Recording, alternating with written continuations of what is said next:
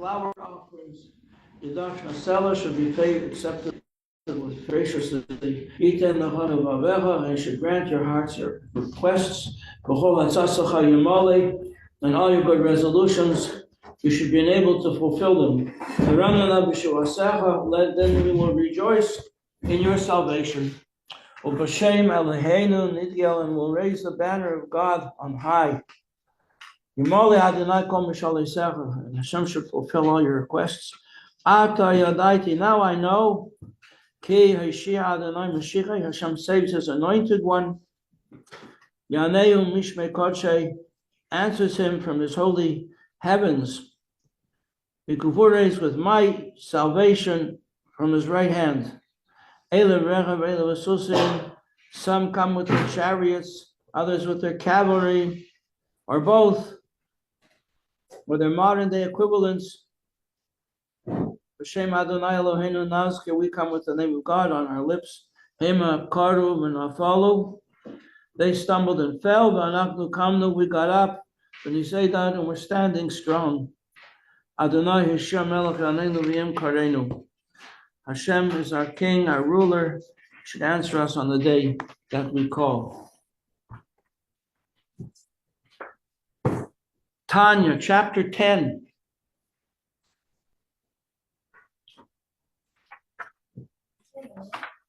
For somebody who is struggling to overcome the influences of the Yetzer Hara,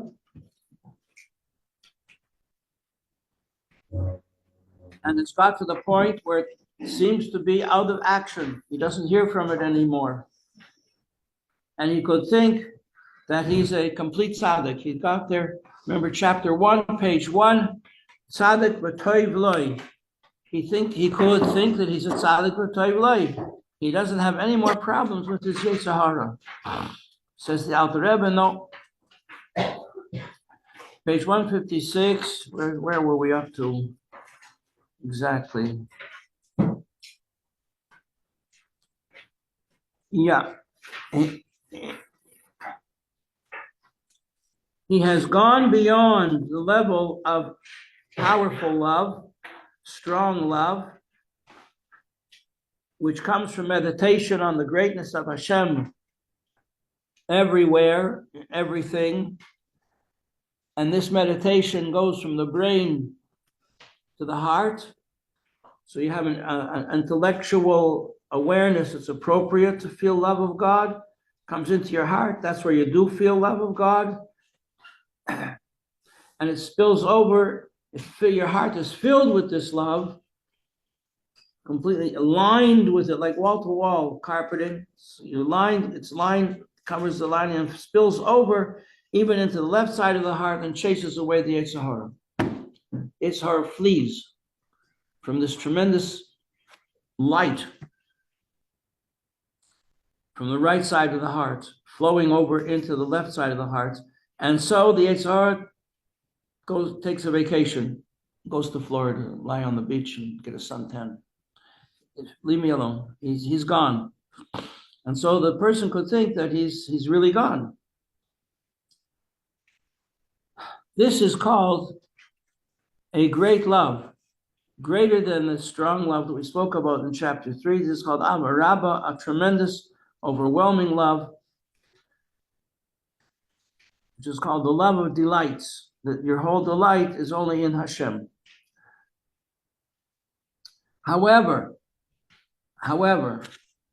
says the Alter Rebbe, he is not a complete tzaddik.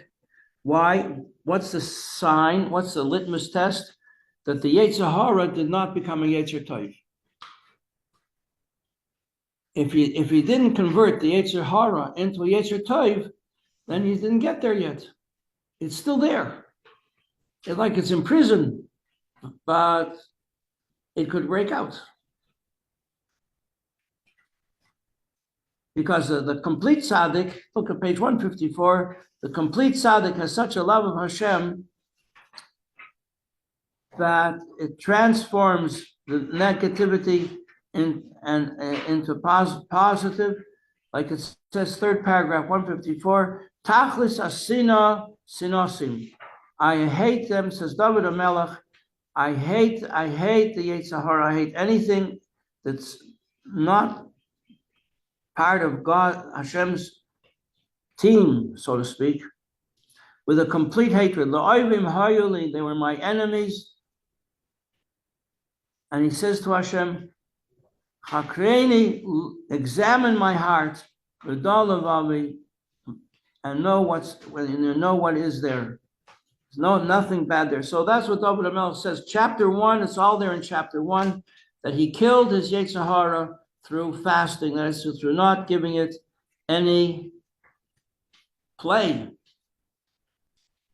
And we see that according to the intensity of his love towards Hashem, so inversely is his hatred of the Yetzer Hara and his utter repugnance. That's what he says here in the English. And a total feeling of disgust for the Yetzer Hara.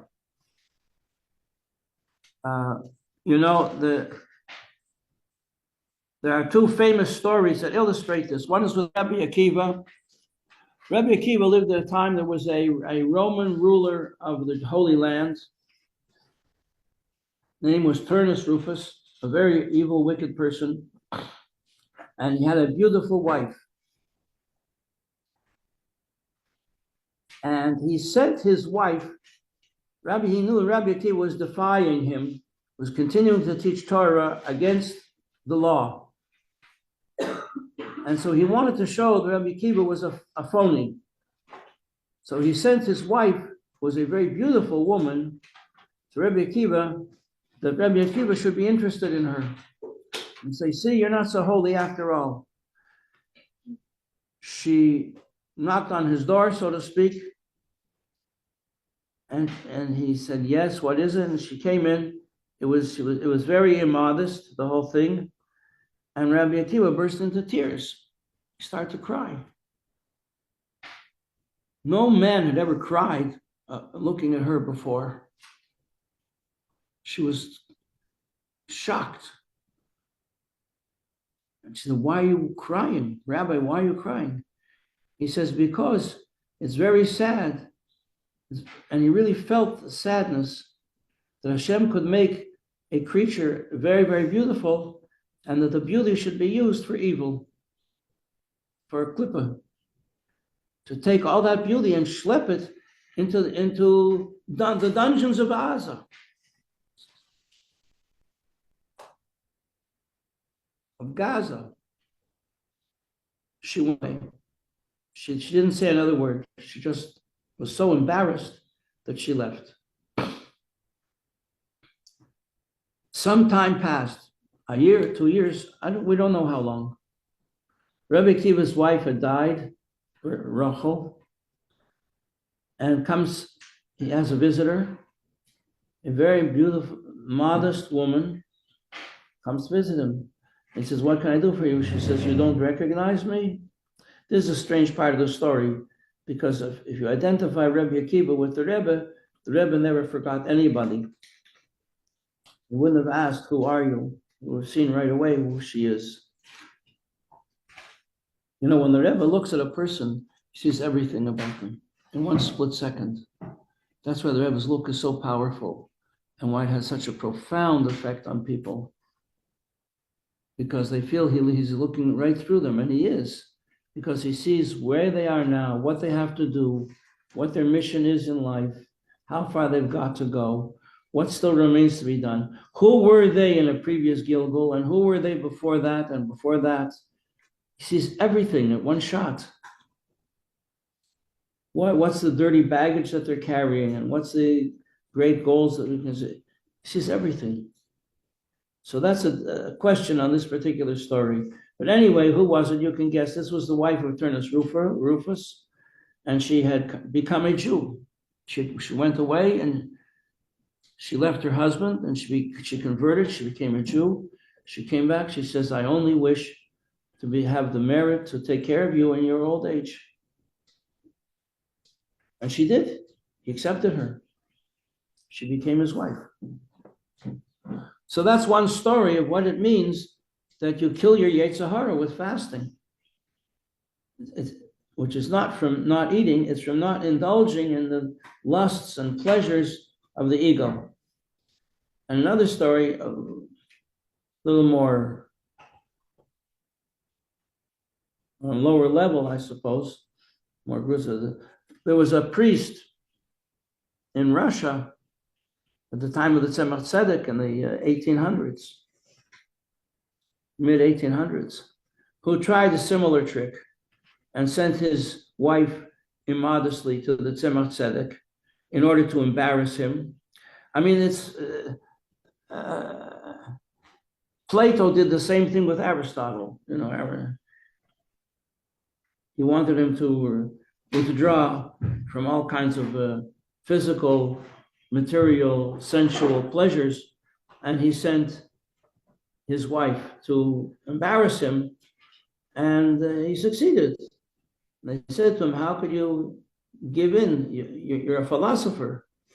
He said, "When I'm a philosopher, I'm a philosopher. But when I'm a person, I'm an animal. I'm not going to know different than an animal." So he did embarrass him. And this woman came to do the same thing to the Tzemach Tzedek. He just vomited. She walked in and he vomited on the floor. So that's what it means, how a complete tzaddik v'toiv loy, hates evil so much that it's physically disgusting. Uses the word here, repugnant. Okay, page 155.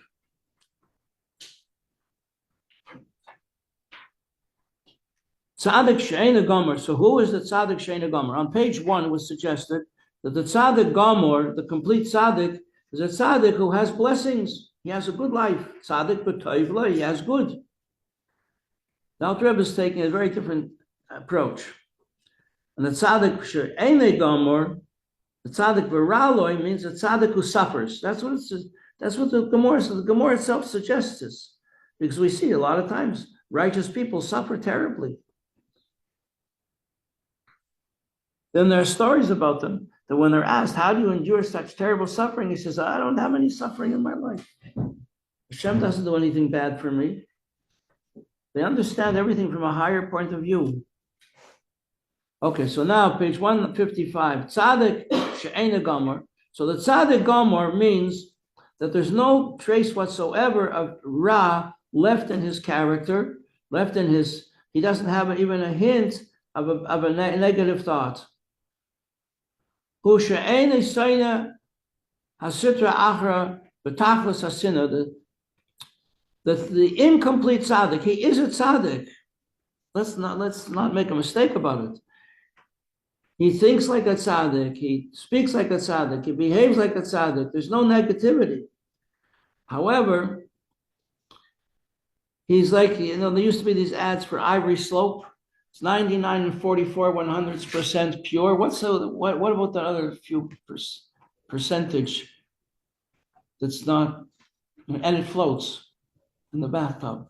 Yeah. What about the little bit that's left over? So the incomplete tzaddik has a little bit left over, that's all. He didn't convert it to good yet. It's a little bit there. It's definitely out of action, it has no influence on him, but it's still there.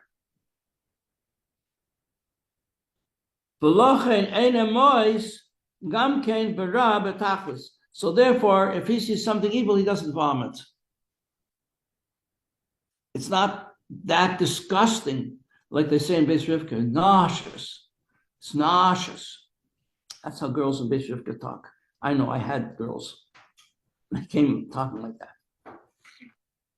So Eina Mois, it's not Mois, it's not disgusting to him, betachlis, with an absolute, it's not 100% disgusting to him. It's 99 and 44 100% disgusting.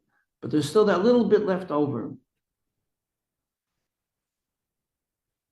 V'chol she'ein hasina, the second last paragraph from the bottom of the page, 155.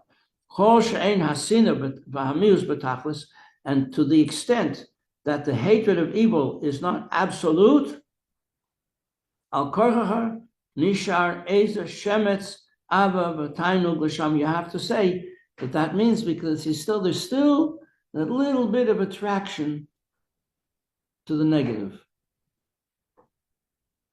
Because if it wasn't there, then he would hate it. So he doesn't hate it. It's like it's okay by him. And sometimes you see by friends who have left behind a not such a savory past, and every now and then they might reminisce and remember the good times they had before they became frum. Like it's not something that's repugnant to them. They're not going to do it like that anymore.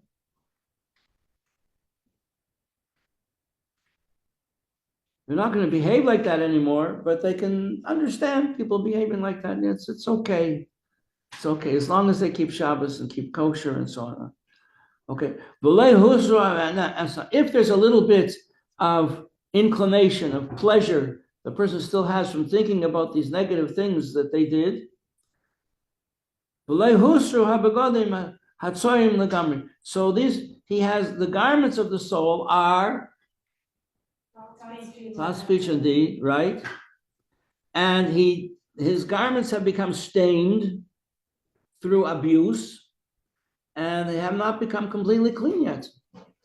He did not take off all these garments. He did not get rid of them. That's what it says, the last line, 155. Lehusru habagodim hatsoyim lagamri. He did not get rid of these negativity in the garments of his soul, thought, speech, and deed, lagamri, completely, mikoil v'koil, absolutely, totally, 1,000,000%. He piles up the expressions here. Completely, absolutely, 1,000,000%. Page 156. And if he didn't get rid of the garments completely, therefore, the conclusion is, that's a simon. They didn't become good. He didn't transform these negative garments that he picked up from the Yetzer Hara on his journey through to becoming a tzaddik, and he picked up the negativity on these garments, and he didn't convert it. It's still there. And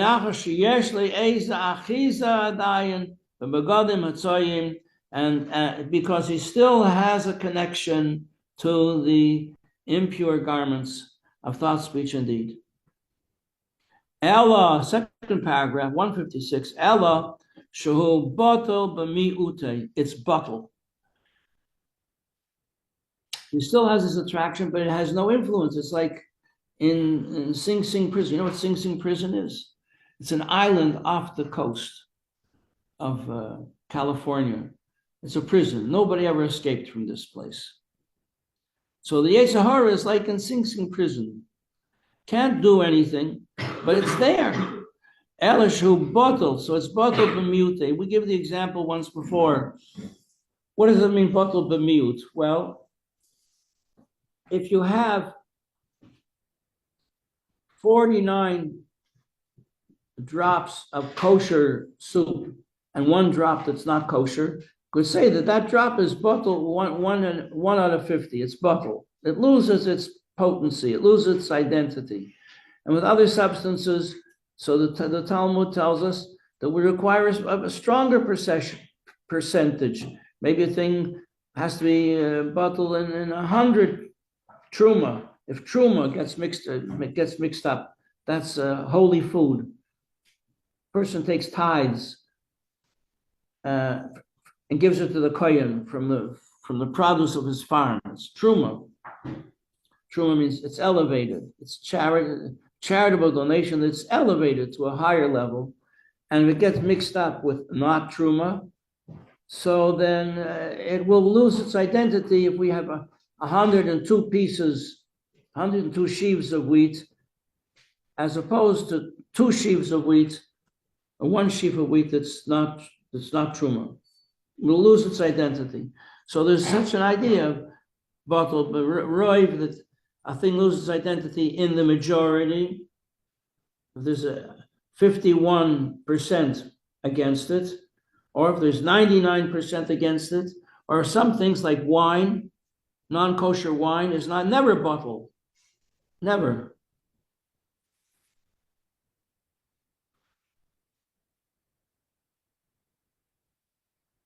So in this case, the tzaddik she'eino gomor, the incomplete tzaddik, whatever is left over of negativity is so minuscule that it's counted as nothing whatsoever, and he's not even sensitive to it, except for the fact that he can't convert it to good.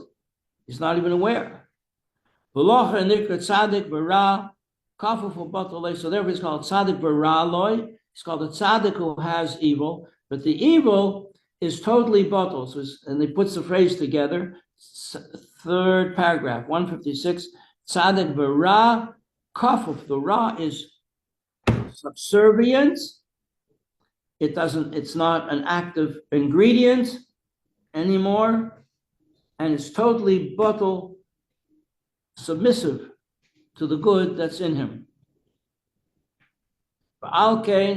And therefore, if he has this ra, the incy-wincy percentage of like 1% of 1% of ra is still left in his soul. Therefore,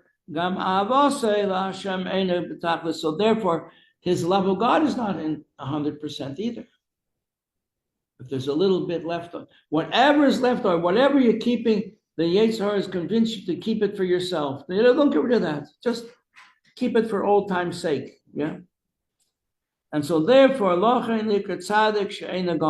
so therefore he's called a tzaddik who has evil, and a tzaddik who is incomplete. He's incomplete because his love of Hashem is not complete. Page 157. Let me just say a blessing. It's 8:05. They didn't change the clock yet.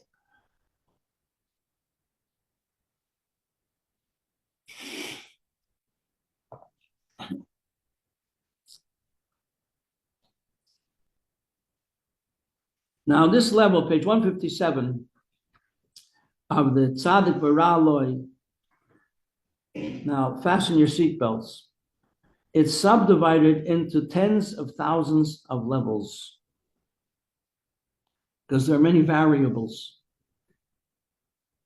And according to these variables, that's how we have all these different levels, because we have quality and we have quantity. So the quality is which of the four elements is a problem, which is still a problem by this person. Did he have a problem with the element of fire in his animal soul? Or was it water? Or was it air? Or was it earth? That's a quality. And then there's the percentage. To what percentage does this problem still exist? Okay? Bottom of the page. And these divisions depend on the amount of the nullification, the bitul. Bitul means nullification. Like if a drop of milk, I've given this example a few times, somehow spurts out from some child, and the child is walking around with a glass of milk, and he comes into the kitchen, mother's preparing Shabbos, and he slips and falls, and some of the milk shoots all over the place, and one drop falls into the chicken soup.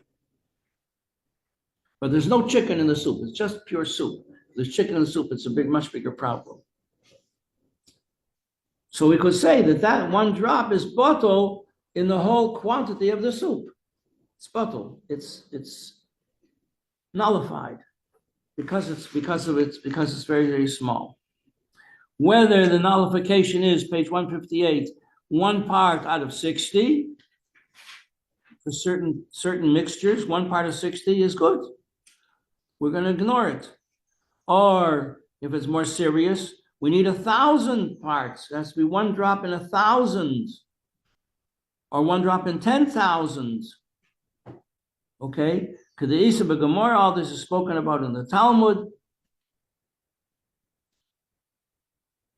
And these are the different factors that go into making an incomplete tzaddik. So therefore, the Gemara says, third paragraph, 158. Tamnisar alfei tzadike kamei hakadosh baruch hu. That's Aramaic. It means there are 18,000 tzaddikim that stand before the Eibishter.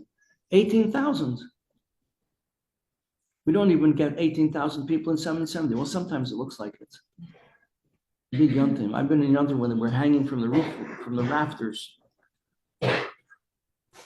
18,000 tzaddikim. But what's going on here? It says the Eibishter looked in the tzaddikim. He said there were very few, and here we're saying that there are very many. Why? Because there's so many levels and divisions amongst tzaddikim. However, the bottom of page 158, and this answers the question: how can there be so many tzaddikim? It says the Eibishter only said there were so few. He made sure that there was at least one in each generation. What do you mean one? 18,000. This is one. So he says no. Al Milas Tzaddik Gomer, but the Tzaddik Gomer, the complete Tzaddik, the absolute Tzaddik, the Tzaddik B'Toivlei, that's Moshe Rabbeinu. That's Rambam. Hu Sha'amar Rabbi Shimon ben Yochai. That's what Rabbi Shimon says. Ra'isi b'nei Aliyah v'hem muatim. I saw the b'nei Aliyah, that is the masters of Aliyah. That's to say that their whole being is to go higher and higher in the service of Hashem. And they are very few. Shaloch and Nikroim b'nei Aliyah, that's why they're called b'nei Aliyah. Shemahafchin ara, because they totally overwhelm the evil in their character. Umaylin Eisei, and they elevate it. That's the Aliyah. The Aliyah is all inside, inner. They elevate themselves, their character, and they elevate everyone they come in contact with. So people go walk by the Rebbe gives them a look, and they feel that their life changes. And I know people like that. And you perhaps know people like that too. The Rebbe gives you a look, and he sees so deep into you, you're just not the same anymore. It's like the Mizbeach in the Beis Hamikdash. We just learned about this last week. Anything that touched the Mizbeach became holy. Anyone who came in contact with the Rebbe became holy. There was one person who was fighting against the Rebbe. He was a high minister in the Israeli government, and he was fighting that conversions from the Reform and the Conservative would be acceptable in Israel. They could claim that they're Jewish. The Rebbe fought against this very harsh, very seriously. He said it's a dagger aimed at the heart of Jewish life. And he said afterwards, he says, when I spoke to the Rebbe, I was completely lost. I was completely lost. And then when I left, I remembered who I was.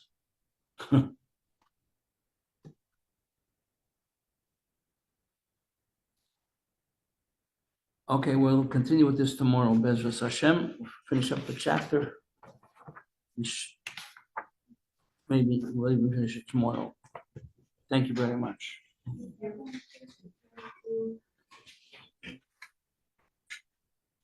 So we answered a lot of questions here from chapter 1. What's a tzaddik v'raloi? What's a tzaddik v'toivloi? Very important questions.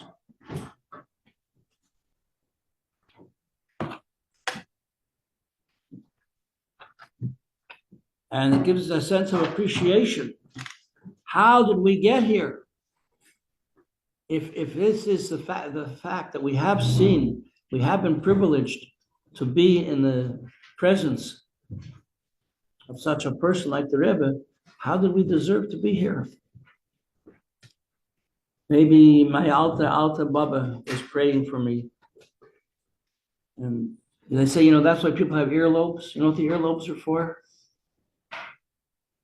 If you get stuck in the mud, the Rebbe can come and pull you out.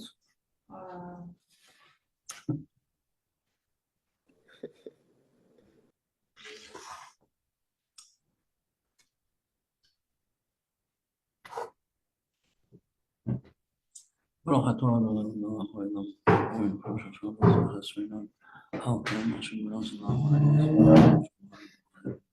Okay, thank you very much, everybody. It's the It's year, a Rabbi. key chapter in Tanya.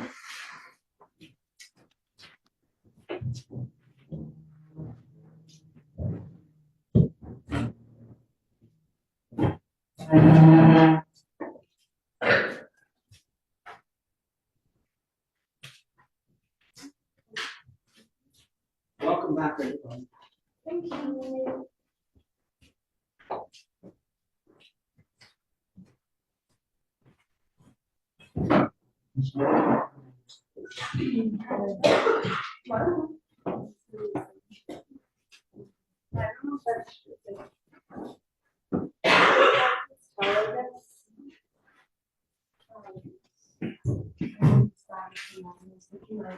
That children like stare. We're talking about like and a little person is still there. Yeah, because it's fascinating. Yeah, that's both bad situations too. I hear you. Like, because you're like you see other people in that situation. Like, oh, you're. I really, really good classes. Like really, at least more. Like it's not. It's so sweet. Yeah.